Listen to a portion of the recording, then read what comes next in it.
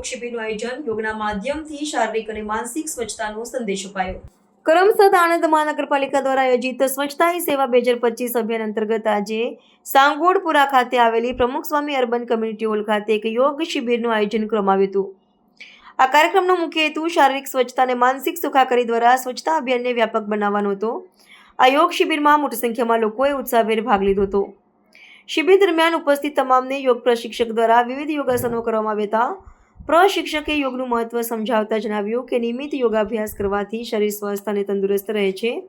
સાથે જ તેમણે ભારપૂર્વક જણાવ્યું હતું કે યોગને જીવનનો એક ભાગ બનાવવાથી વ્યક્તિના જીવનમાં હકારાત્મકતાનો સંચાર થાય છે અને માનસિક શાંતિ મળે છે। આ કાર્યક્રમ સ્વચ્છતાની સંકલ્પનાને માત્ર બાહ્ય સ્વચ્છતા પૂરતી મર્યાદિત ન રાખતા આંતરિક શુદ્ધિ સાથે જોડે છે। સ્વચ્છતા પખવાડિયા અભિયાન હેઠળ કરમસદ આણંદ મહાનગરપાલિકા દ્વારા વિવિધ કાર્યક્રમોનું આયોજન કરવામાં આવી રહ્યું છે। આ યોગ શિબિર તે જ શ્રેણીનો એક ભાગ છે જેનો ઉદ્દેશ્ય જનજાગૃતિ લાવવાનો છે, સમાજમાં સ્વચ્છતા પ્રત્યેની જાગૃતિ ફેલાવવા અને લોકોને સ્વસ્થ જીવનશૈલી અપનાવવા માટે પ્રેરિત કરવા માટે આ પ્રકારના કાર્યક્રમો ખૂબ જ ઉપયોગી સાબિત થઈ રહ્યા છે। ભારત સરકારના સ્વચ્છ ભારત અભિયાન હેઠળ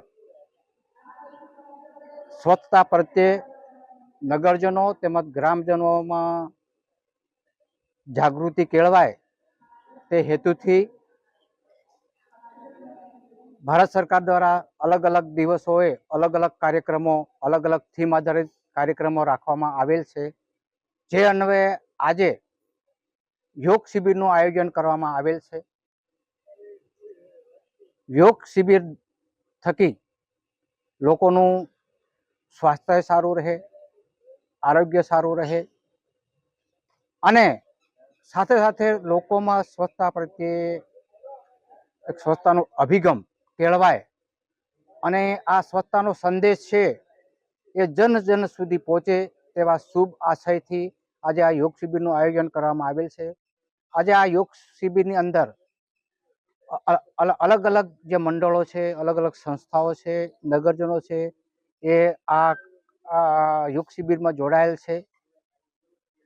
આ યોગ શિબિર દ્વારા કરમસદ આણંદ મહાનગરપાલિકાને સ્વચ્છતાની કામગીરી અંદર 100% સુધારા જોવા મળશે અને આગામી સમયમાં આણંદ વધુ સારું બનશે એવી હું ચોક્કસ આશા રાખું છું। Thank you. ભારત માતા કી જય।